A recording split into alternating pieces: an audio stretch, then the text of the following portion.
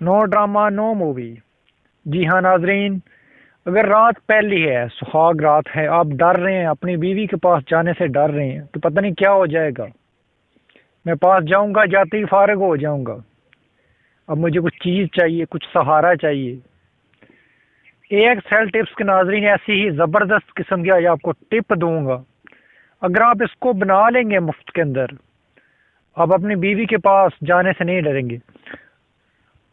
आया कि वो रात पहली है, सुहाग रात, या 10वीं रात, या 6 मंथ, या साल के बाद, अगर ये गोली आप तैयार करने में कामयाब होगे तो सोने पे सुहागा जनाब।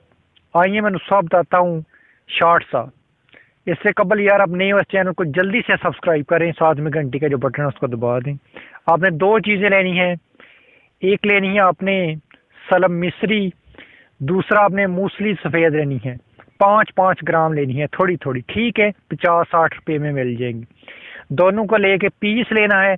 पीसने के बाद जब पाउडर बना लें, इसके अंदर जो दूध है बरगद का वो शामिल कर लेना है।